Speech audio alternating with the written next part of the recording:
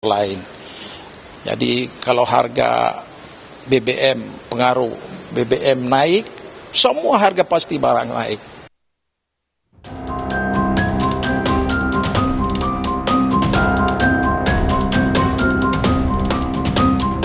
Menteri Keuangan Purbaya Yudi Sadewa optimistis kondisi ekonomi Indonesia bakal tumbuh kencang di tengah pelemahan nilai tukar rupiah yang menyentuh level 17.600 lebih hari ini. Purbaya bilang, tekanan nilai tukar rupiah terhadap dolar Amerika Serikat banyak dipengaruhi sentimen jangka pendek. Ia pun menolak anggapan yang menyamakan situasi Indonesia sekarang dengan krisis moneter tahun 1998 dan meminta warga jangan khawatir. Fondasi ekonominya kan bagus, itu masalah sentimen jangka pendek. Jadi saya akan fokus jaga fondasi ekonomi dengan memastikan pertumbuhan ekonomi tidak terganggu. Ini kan banyak sentimen, kalau rupiah melemah seolah-olah kita akan bergerak seperti 1998 lagi. Beda, 1998 itu kebijakannya salah dan kita kan sekarang belum resesi, ekonomi masih tumbuh kencang, jadi masih ada ruang untuk memperbaiki semuanya. Jadi teman-teman nggak usah khawatir. Investor pasar saham, kalau saya bilang jangan takut share ke bawah sekarang. Sebelumnya pada Sabtu lalu saat meresmikan Koperasi Desa Merah Putih di Nganjuk, Jawa Timur, sambil bercanda, Presiden Prabowo bilang selama Menkyu Purbaya masih bisa tersenyum, masyarakat tak perlu khawatir. Menurut Prabowo, dampak naiknya dolar AS paling dirasakan kelompok yang sering berpergian ke luar negeri. Selama Purbaya bisa senyum, tenang aja, nggak usah khawatir itu.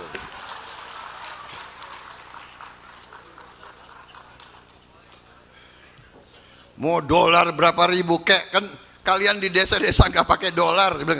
Yang pusing yang itu, yang suka keluar negeri. Ayo, siapa ini? Sejumlah langkah strategis pemerintah pun dinanti dalam menjaga stabilitas rupiah demi menjaga iklim investasi dan fondasi ekonomi nasional di mata pelaku usaha dan dunia internasional. Tim Liputan, Kompas TV.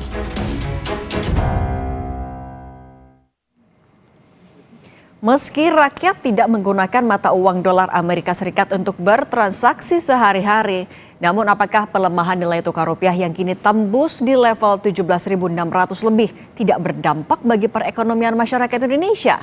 Selengkapnya kita berbincang dengan anggota DPR Komisi 11 Fraksi Gerindra, Kamru Samad, dan ekonom Prof. Ferry Latuhihin. Selamat petang semuanya. Bang Kamrus, Prof. Ferry, bisa dengar suara Cindy di studio? Semuanya?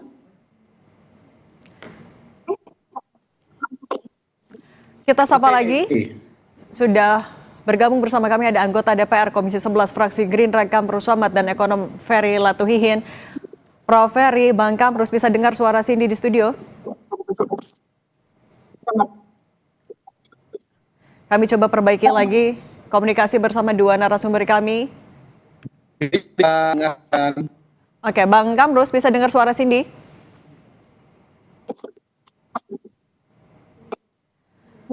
Prof. Ferry bisa dengar suara saya, Prof? Prof. Ferry masih di mute, audionya boleh dibuka dulu. Bang Kamrus sekarang juga sudah bisa dengar suara Cindy belum?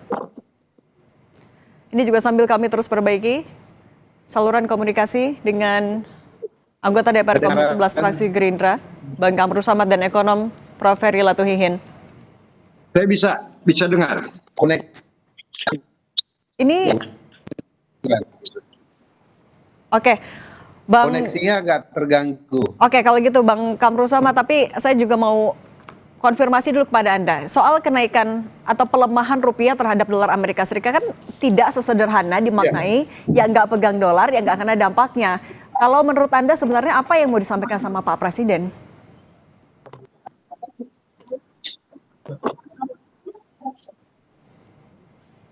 Mbak, jadi memang dalam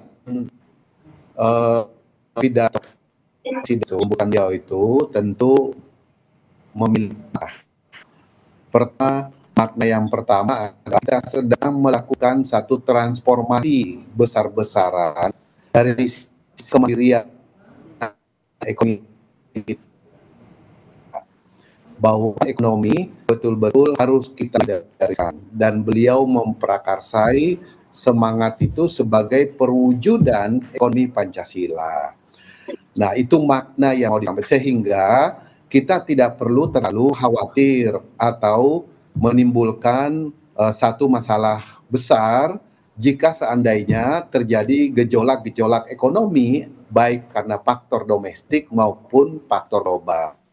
Bang Kamru Samad, tapi kalau misalnya ada kesan pernyataan yang ingin disampaikan kepada Sorry Bang Kamru Samad, kalau misalnya kemudian ada kesan yang timbul kalau pernyataan Pak Presiden, ya rakyat kan tidak gunakan dolar, jadi ya tidak kena dampak, itu apakah juga bisa ada kesan, ya jangan-jangan Pak Presiden menganggap rakyatnya juga banyak yang awam nggak ngerti, maksudnya gitu?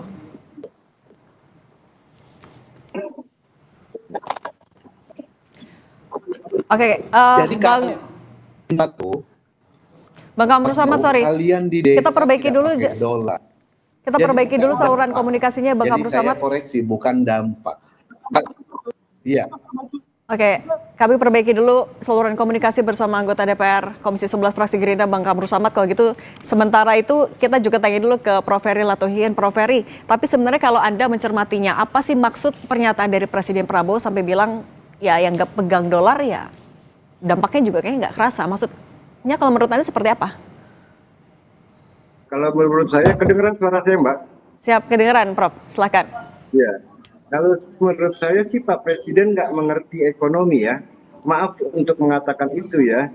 Sebab dengan gampangnya Pak Presiden mengatakan sesuatu yang pada dasarnya itu otomatis seorang yang mengerti ekonomi. Bahwa kalau dolar naik, di mana kita masih menggunakan dolar untuk barang-barang impor, ya, dan itu menyebabkan inflasi. Dan kalau inflasi, semua orang pasti kena, Mbak. Bukan cuma orang desa aja, tapi juga mungkin orang hutan ya.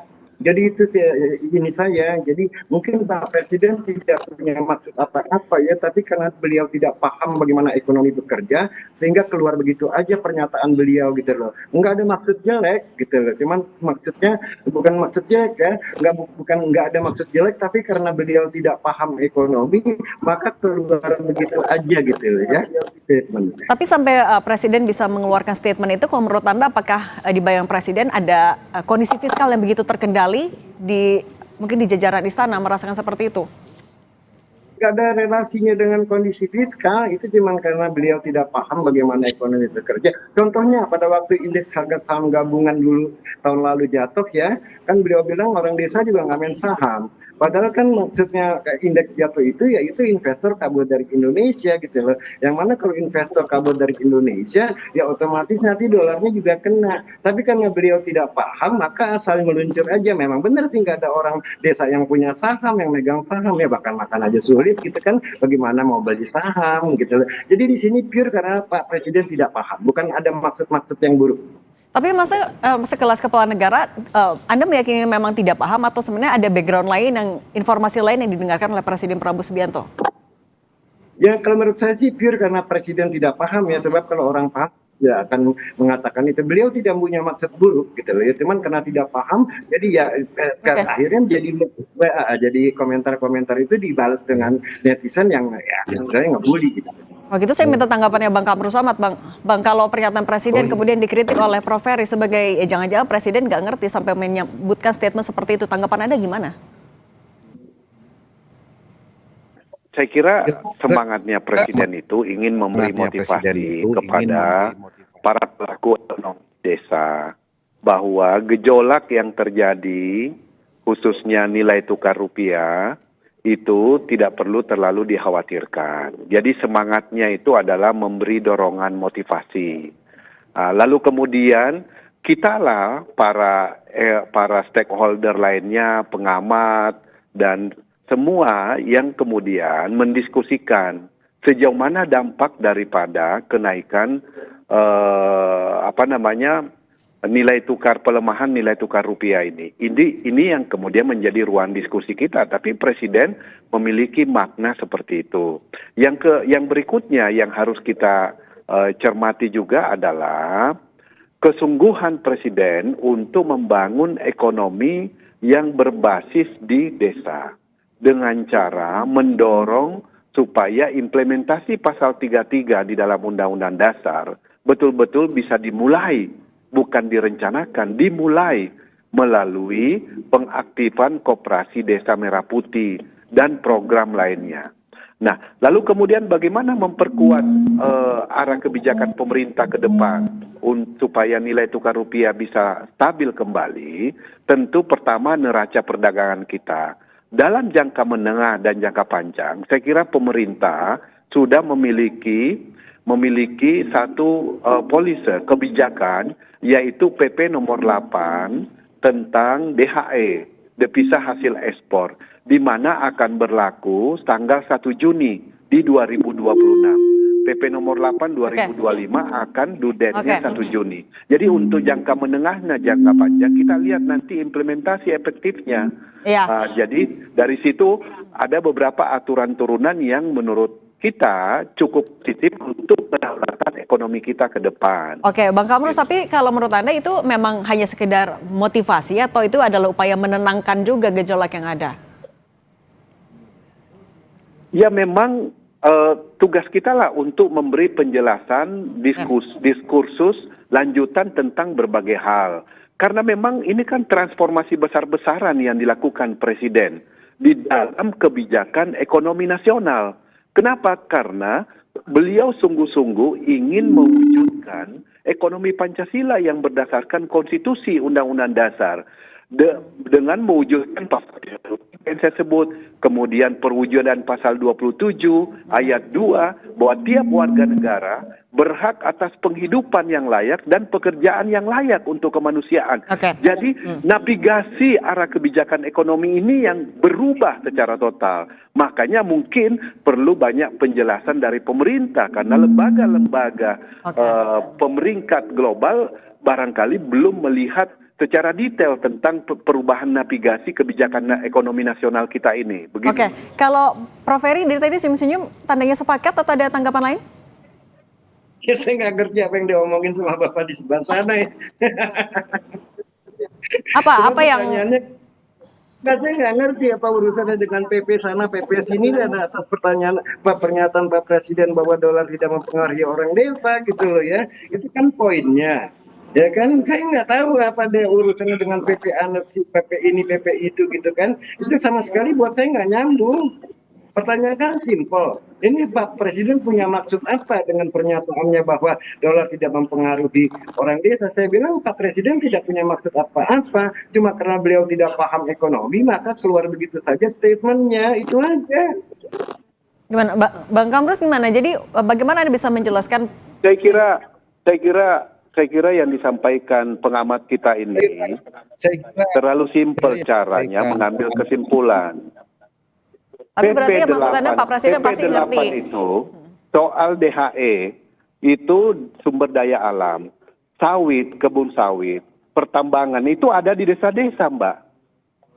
Itu yang kemudian ya hasil ekspornya mereka nanti mereka 1 tahun dana itu harus masuk di Bank Nasional.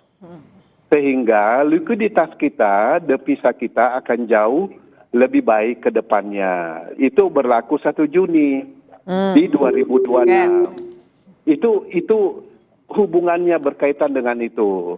Nah, jadi orang-orang di desa ini adalah orang-orang yang berpartisipasi dalam banyak produk ekspor. Nah, kalau gitu ini kita nyambung, Bang Kamrus. Petani di desa kan juga dipaksa membeli pupuk pakan ternak dengan harga mahal ya karena bahan bakunya juga masih impor, pun pakai dolar belinya. Sementara Presiden bilang rakyat desa nggak butuh dolar. Ini sebenarnya juga apakah bisa dibaca sebagai upaya pemerintah lagi mau menenangkan aja, menutupi realitas, atau jangan-jangan emang ada yang ditutupi? Karena itu ada kebijakan fiskal untuk mensubsidi pupuk. Subsidinya ada 2, Mbak. Subsidi dari sektor produksi dan subsidi dari segi distribusi transportasi pupuk itu. Iya, jadi itu ada alokasi 30 triliun lebih di setiap tahun APBN kita untuk tahun ini untuk subsidi hal tersebut, Mbak. Jadi stabilitas harga pupuk akan tetap terjaga. Walaupun kos produksi pasti akan naik karena misalnya harga impor amoniak atau bahan baku komponen lainnya akan mengalami kenaikan. Berarti berdampak kenaikan dolar. Berarti tetap butuh juga dong dolar dan ada dampaknya untuk orang desa. Oh iya, seperti Pertamina setiap hari kan melakukan payment terhadap pembelian impor minyak kita, ya karena kita masih harus impor karena lifting minyak kita belum sepenuhnya kita bisa penuhi, masih akan terpengaruh dan ini yang kita tahan supaya pemerintah memiliki mitigasi terhadap dampak terhadap ekonomi masyarakat di pedesaan. Nah kalau gitu soal mitigasinya Prof. Ferry, kalau tadi kan akhirnya juga diakui kalau ya kenaikan harga dolar, pelemahan rupiah ini ada dampaknya juga untuk sampai ke orang desa ataupun juga rakyat di desa. Menurut Anda berarti mitigasi yang dilakukan pemerintah udah cukup belum? Prof. Ferry? Audionya masih di mute. Oke? Halo? Oke, silakan. Kedengeran nggak? Sudah. Ya, dengar, suara saya dengar. Terdengar Prof, silakan. Iya. Ya, apa urusannya dengan mitigasi dalam hal ini? Kita lihat setiap hari dolar terus menguat dan ini hari udah sampai 17.700 kok. Itu mitigasi itu untuk long term dan belum tentu bekerja. Ya, sekarang yang dihadapi market adalah ekspektasi terhadap ekonomi kita memburuk atau membaik, kan itu. Ya, tidak bisa fundamental ekonomi itu dilepaskan dari currency. Kalau Anda mau tanya fundamental kita baik atau tidak, lihat currency-nya satu. Yang kedua, lihat indeks sahamnya. Ya, naik apa turun. Tadi indeks saham tuh jebol loh, ya, hampir 5% loh tadi siang saya lihat ya. Lagi mau ngomong mitigasi apa? Dan mitigasi yang mau dilakukan oleh Purbaya adalah dengan menjual yang namanya bond, yang namanya katanya ada bond funds, stability funds kalau nggak salah ya. Mana it doesn't work. Buktinya toh pasar nggak ngeladenin dan tetap buying dolar. Ya, mitigasi apa lagi yang mau dilakukan mereka? BI mau naikin suku bunga, jebol nanti indeks harga saham gabungan. Nggak ada instrumen satupun untuk memitigasi dolar. Berarti Prof, kalau menurut Anda sebenarnya sedang dilakukan pemerintah sedang menyembunyikan realitasnya atau jangan-jangan buta kenyataan? Ya, mereka mungkin tahu bahwa fundamental kita real, tapi kan yang namanya pemerintah selalu ngomong cantik, nggak mungkin dia bilang diri gua jelek, kan begitu. Ya kan ya, saya yakin kayak Periwarjio, Purbaya juga mungkin paham dan yang lain-lain juga paham. Tapi kan nggak mungkin mereka mengekspos dirinya gagal. Kan nggak mungkin. Berarti ya, tapi kan market kan tidak bodoh. Mereka buang saham, mereka sekarang beli dolar. Itu buktinya bahwa ekspektasi ke depan ekonomi kita tidak baik-baik saja seperti yang dikatakan oleh Purbaya. Ini untuk sementara katanya tekanan ini. Dari kemarin dibilang sementara. Jadi kapan habisnya sementara ini? Kan terus-terusan orang beli dolar. Berarti Prof. Ferry bisa dibilang sebenarnya pernyataannya kemarin dalam tanda kutip pembodohan publik nggak? Enggak. Saya nggak anggap itu pembodohan publik, cuman karena Pak Presiden tidak paham, jadi asal meliput saja. Presiden tidak punya maksud buruk. Oke, kalau begitu anggota DPR Komisi 11 Fraksi Gerindra Bang Kamru Samad dan ekonom Prof. Ferry Latuhin, terima kasih sudah berbagi pandangan bersama kami di Kompas Petang. Sehat selalu semuanya.